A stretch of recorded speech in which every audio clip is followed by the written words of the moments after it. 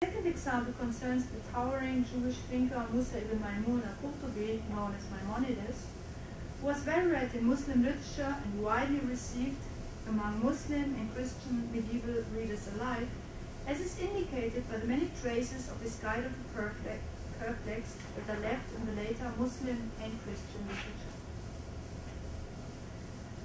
Within the field of Islamic studies, scientific research of Muslim rational theology is a comparatively young discipline, as a critical mass of primary sources became accessible only at a relatively late stage. Mu'tazilite works were evidently not widely copied and relatively few manuscripts have survived. So little authentic Mu'tazilite literature was available that until the publication of some significant texts in the 1960s, Mu'tazilite doctrine was mostly known through the work of its opponents. The study of Mu'tazilite thought has made a slow but steady progress throughout the 20th century. Being virtually banned from the center of the Sunni world from about the end of the 11th century, Mu'tazilite thinking was not considered an integral part of Islamic intellectual history. Given the rationalistic approach of the Mu'tazila towards theological issues, 19th century historians of thought generally considered the Mu'tazilites as free thinkers within Islam who had been influenced by Greek philosophical thought and thus constituted an anomaly within Islamic intellectual history.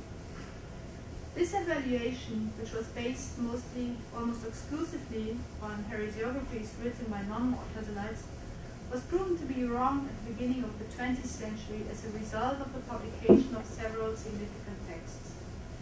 In 1925, the Swedish scholar Nyberg edited the Kitab al-Intisar of the Baghdadi Mu'tazilite Abu Hussein al-Khayyat. Of much greater significance for the study of Mu'tazilism was Helmut Ritter's edition of Abu Hassan al-Ash'ari's orthography, Maqalat al-Islamiyin, published in 1929. This work provided reliable insights into the positions of the Mu'tazilites, as the author had originally been a follower of this movement and was familiar with the Mu'tazilite writings of his time. The next decisive step in the study of Mu'tazilite thought occurred when in the early 50s a number of manuscripts were discovered in Yemen during an expedition of a group of Egyptian scholars. These manuscripts contained mostly works of various representatives of the Bakhshamiyya. They included 14 out of the original 20 volumes of the encyclopedic Kitab al-Mughni fi Anwa' al-Tawhid wal-Adl of Abd al-Jabbar al-Ahmadani, which were subsequently edited in Egypt. Further writings of adherents of the Bakhshamiyya that were found in the library of the great Mosque of Sana were also edited during the 60s. Among them, mention should be made of Ta'liq Sharh al-Usul al-Khamsa, a recension of the Sharh al-Usul al-Khamsa of Abd al-Jabbar by one of his followers, the Zaydi Imam Manaqim, as well as Kitab al-Majmu' fi Muhit al-Taqlib, a recension of Abd al-Jabbar's Kitab al-Muhit al-Taqlib by another follower of his, namely Ibn Matawai. However, despite these rich findings, numerous lacunae remain. On the one hand, only few texts by thinkers prior to Abd al-Jabbar were discovered. The same applies to rival groups of the Bakhshamiyya, such as the Ikhshidiyya or the School of Baghdad. On the other hand, quite significant parts of the works of adherents of the Bakhshamiyya were still unaccounted for. For example, volumes 1 to 3, 10, and 18 and 19 of the Mughni were not found, nor were other works of Abd al-Jabbar, such as the original version of the Kitab al-Muhit and his Sharh Kashf al-Arad. Moreover, the finds of the 50s suggested that the Bakhshamiyya had constituted the last innovative and dynamic school within Mu'tazilism. This impression was proven to be incorrect only some decades later, when Wilfred Mardelung and Martin McDermott discovered and edited the extant fragments of Ibn al-Malahmi's Kitab al-Mu'tamad fi Usul al-Din and its shorter Kitab al-Fa'id fi Usul al-Din. Ibn al-Malahmi was a follower of the teachings of Abu Hussein al-Basri, the founder of what seems to have been the last innovative school of Islam.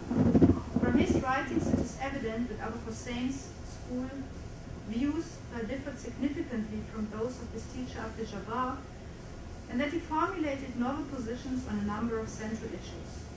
Not found in Yemen, however, were theological writings by Abu Hussein Abbasi himself, nor were any contemporary texts by adversaries of Abu Hussein discovered that might have given evidence of the vehement disputations that took place between the adherents of the Bakhshamiyya on the one hand and Abu Hussein on the other.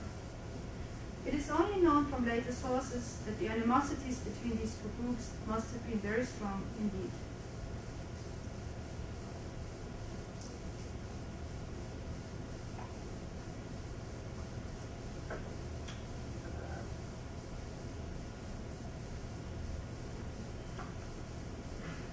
The study of Jewish Mu'tazilism began a century ago with the works of Salomon Munk and Martin Schreiner. Schreiner and Munk, however, were not aware of the primary sources to be found among the various Geniza materials that had been discovered and retrieved during the second half of the 19th century in Cairo by a number of scholars and manuscript collectors. 13 of the Mu'tazilite manuscripts found in the Abraham Pirkovich collection, taken from the Geniza or storeroom of the Karaite synagogue in Cairo, were described in detail by Andrei Borisov in an article published in 1935. Between 1939 and 43, Leon Nemoy published Kitab al-Anwar wal-Maraqib of the Karaite Ya'qub al-Kisani. An additional landmark in the study of Jewish Mu'tazilism were Harry Wolfson's Repercussions of the Kalam in Jewish Philosophy, and George Weiler's works on Yusuf Abbasir, particularly his edition of Abbasir al-Kitab al-Muhtavi on the basis of a manuscript from the Kaufmann collection in Budapest. Chagai ben Shammai has studied Mu'tazilite elements in the works of early Karaite authors of the 10th century, Ya'qub al-Kisani and Yefid ben Eli. On the basis of Borisov's descriptions of the Pirkovich manuscript, Mu'tazilite manuscripts, and from fragments of the British Library, Ben Shammai was moreover able to draw additional conclusions regarding the identity of some of the Mu'tazilite materials preserved by the Karaites, showing in particular that the Karaites had preserved the original version of Abdul Jabbar's Al-Kitab al-Muhid, which we now possess only in the paraphrastic version of Ibn Matawai. Sarah Strunzer has published the Ishkun Makala of Dawood ibn Marwan al-Muqammas, and David Sclair has reconstructed some of the Mu'tazilite writings of Shmuel ibn Forti, and he has investigated the impact of Mu'tazilite thought on the Nilo writings of Yusuf Abbasir. In 2003, the Mu'tazilite Manuscripts Project Group was founded by the present speaker, together with David Sclair, in order to assemble and identify as many Mu'tazilite manuscript materials as possible from Jewish as well as from Shi'i repositories.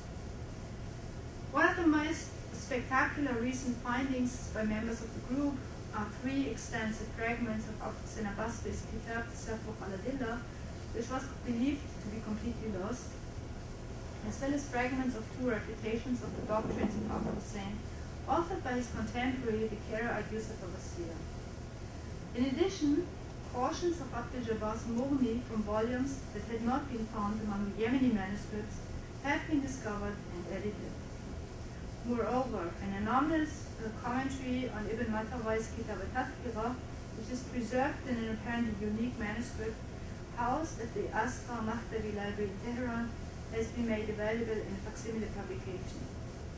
In addition, numerous Mu'tazilite writings that were presumed lost were recently found in Yemen and India, including Ibn Malahmi's critique of peripatetic philosophy,